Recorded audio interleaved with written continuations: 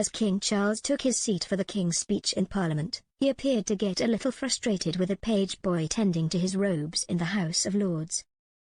The monarch, 75, abruptly pulled back his hand when his regalia was being tended to by a page boy trying to sort out the garments properly, but the king took matters into his own hands as he smoothed out the material.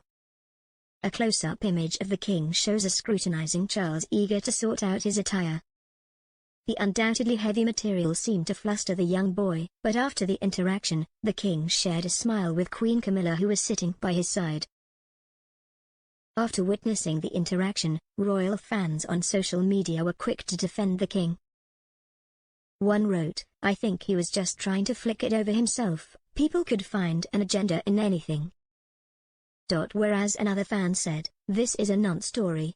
You can clearly hear him say thank you to the boys as he moves the robe." Another commented on the interaction with the page boys, "You can clearly hear the king say thank you in a very kind way.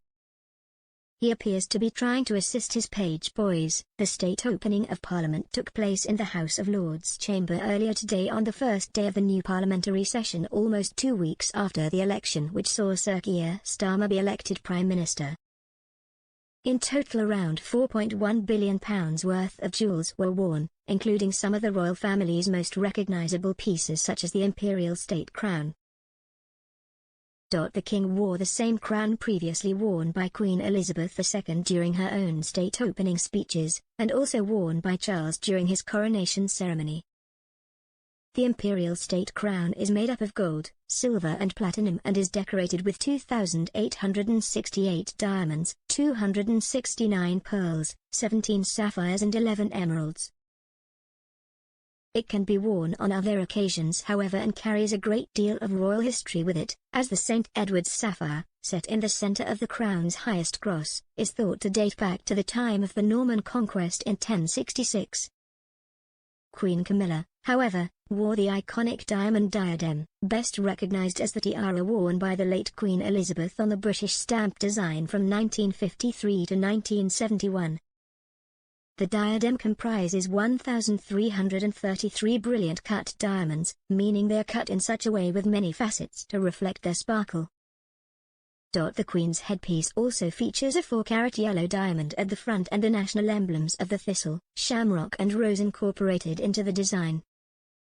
The speech read by King Charles introduced 40 new bills by Sir Keir Starmer's government which he hopes will be passed into law over the next year.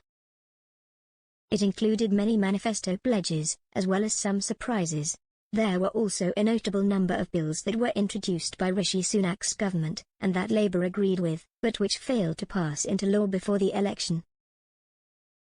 In the course of just 13 minutes, the king talked about bus service reforms, junk food advertising, the economy, workers' rights and much more.